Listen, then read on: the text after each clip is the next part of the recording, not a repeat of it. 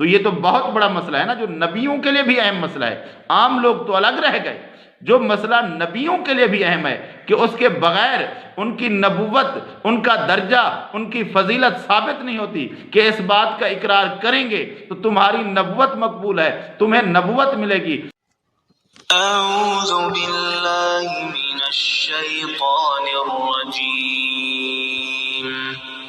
بسم اللہ الرحمن الرحیم۔ اب آپ کو کچھ اور عقائد شیعہ کے بارے میں جو ان کی کتاب سلیم بن قیس ہلالی کے اندر ہے میں بتانا چاہتا ہوں، تاکہ آپ اس عالمی فتنے سے بچ سکیں جو کہ لوگوں کو گمراہی کی طرف لے جا رہا ہے۔ اہل بیت کا نام استعمال کر کے اہل بیت کے خلاف ہی بد زبانی کرتا ہے، اہل بیت کا نام استعمال کے اہل بیت کو ہی برا بھلا کہتا ہے۔ یہ ایک ایسا فتنہ ہے جو مسلمانوں کے لیے ایک زہر ثابت ہو رہا ہے۔ تو اس فتنے کو سمجھنا ہر مسلمان پر سمجھ لیں کہ لازمی ہے، جو اس فتنے کی زد میں آ سکتا ہے۔ تو میں کچھ اور باتیں جیسا کہ پہلے بتائی ہیں میں نے، کچھ اور اضافی باتیں اس ویڈیو کے اندر بھی بتانا چاہوں گا کہ آپ کو سمجھ ہونا چاہیے، پتہ ہونا چاہیے کہ یہ ایک کس طرح کا فتنہ ہے جس کے مسلمانوں سے کسی طرح کے عقائد نہیں ملتے۔ تو آگے بیان کرتا ہے کہ نبی صلی اللہ علیہ وآلہ وسلم کی نبوت کی وجہ سے اور ان کے بعد علی رضی اللہ تعالیٰ عنہ کی ولایت کے اقرار کے بعد ابراہیم علیہ السلام کو آسمانوں اور زمین کے ملکوت دکھائے گئے اور ان کو اپنا خلیل بنایا گیا۔ اللہ تبارک و تعالیٰ نے ان کو اپنا خلیل بنایا، یعنی کہ علی رضی اللہ تعالیٰ عنہ کی ولایت کا اقرار کر کے اس کے بعد ہی ابراہیم علیہ السلام کو اللہ تبارک و تعالیٰ نے درجات عطا کیے، ان کو اپنا خلیل بنایا۔ اس کے سوا نہیں ہونے والا تھا کہ علی کی ولایت نہ مانتے تو ان کو نہ نبوت ملتی، نہ ان کو کوئی رتبہ ملتا، نہ وہ خلیل بنائے جاتے۔ اور اس کے بعد کہتا ہے کہ نبی صلی اللہ علیہ وآلہ وسلم کی نبوت اور علی رضی اللہ تعالیٰ عنہ کی ولایت کی وجہ سے موسیٰ علیہ السلام سے اللہ تعالیٰ نے بات کی اور عیسیٰ علیہ السلام کو تمام کائنات کے لیے معجزہ قرار دیا، ورنہ ہرگز ایسا نہ ہوتا۔ قرآن مجید میں اللہ تبارک و تعالیٰ نے فرما دیا، یعنی انبیاء سے میں نے وعدہ لیا کہ جب میرا پیغمبر آئے گا تو تم اس کی مدد کرنا، اس کے ساتھ ہونا۔ یہ تو ہو گیا نبی صلی اللہ علیہ وآلہ وسلم کے بارے میں۔ لیکن علی رضی اللہ تعالیٰ، لیکن نبوت اللہ تبارک و تعالیٰ نے ہر کسی کو اپنی مرضی سے دی، خود منتخب کیا۔ لیکن علی رضی اللہ تعالیٰ عنہ کی ولایت کا اقرار لینا موسیٰ علیہ السلام سے، اور پھر اس وجہ سے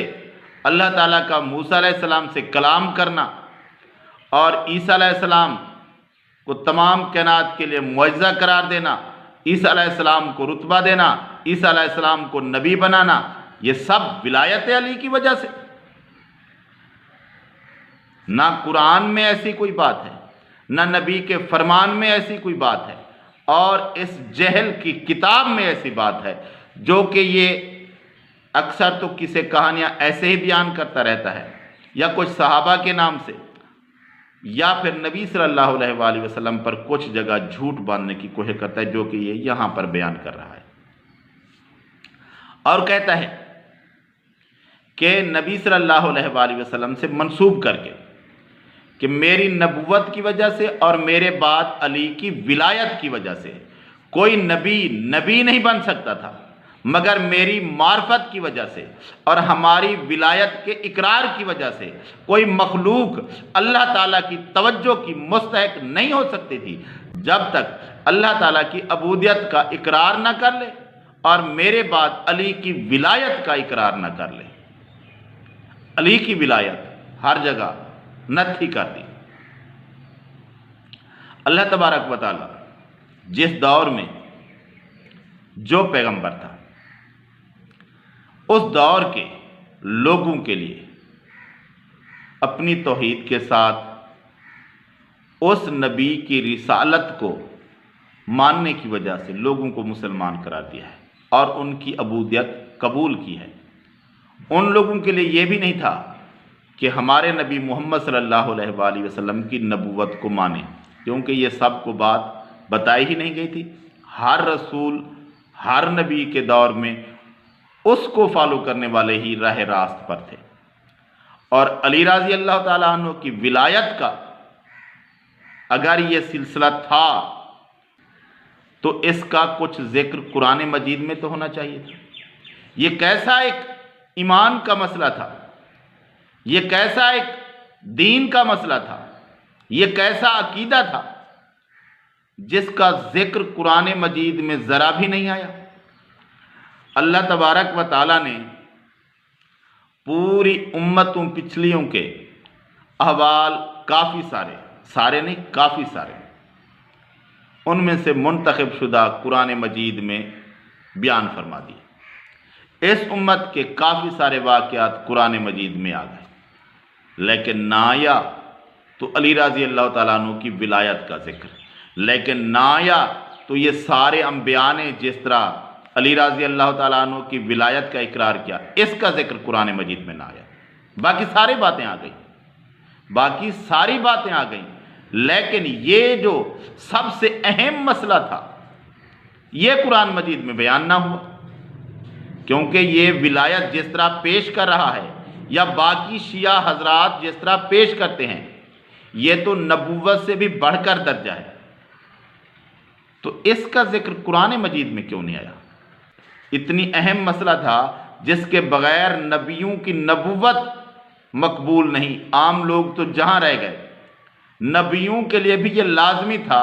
کہ علی رضی اللہ تعالیٰ عنہ کی ولایت کو مانیں، تو یہ تو بہت بڑا مسئلہ ہے نا، جو نبیوں کے لیے بھی اہم مسئلہ ہے۔ عام لوگ تو الگ رہ گئے، جو مسئلہ نبیوں کے لیے بھی اہم ہے کہ اس کے بغیر ان کی نبوت، ان کا درجہ، ان کی فضیلت ثابت نہیں ہوتی کہ اس بات کا اقرار کریں گے تو تمہاری نبوت مقبول ہے، تمہیں نبوت ملے گی، اس بات کا انکار کرو گے تو تمہاری نبوت نہیں رہے گی۔ اتنی اہم مسئلہ، اتنی اہم ایشو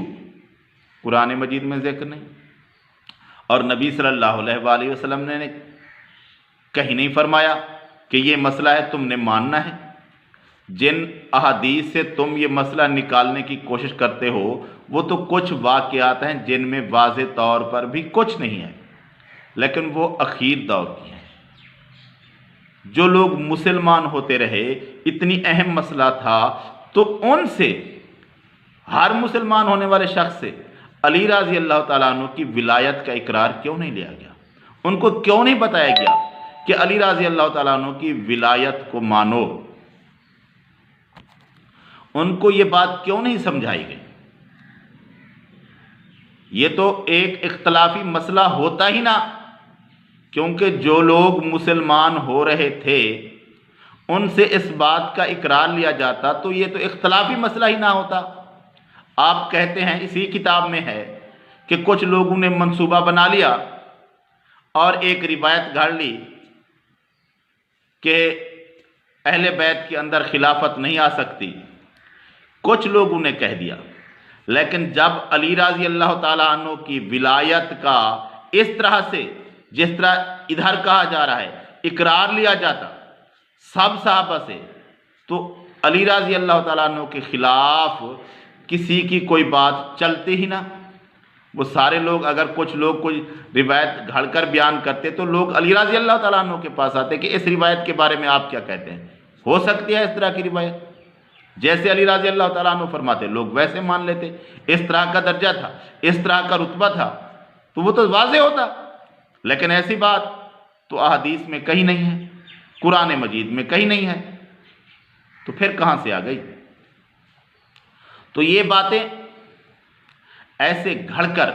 لوگوں کو سنائی جا رہی ہیں، لوگوں کا ایمان خراب کیا جا رہا ہے کہ اللہ کی پناہ، یہ دین نہیں ہے، یہ اسلام نہیں ہے، اسلام کے اندر اس طرح کی خرافات نہیں ہیں، یہ اسلام سے ہٹ کر مجوسیت کا ایک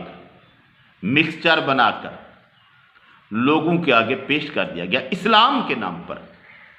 لیکن اس کا اسلام کے ساتھ کوئی واسطہ نہیں۔ یہ ایک الگ دین ہے، ایک الگ مذہب ہے۔ اس طرح کا مذہب قبول کرنے سے کبھی بندہ کامیاب نہیں ہو سکتا۔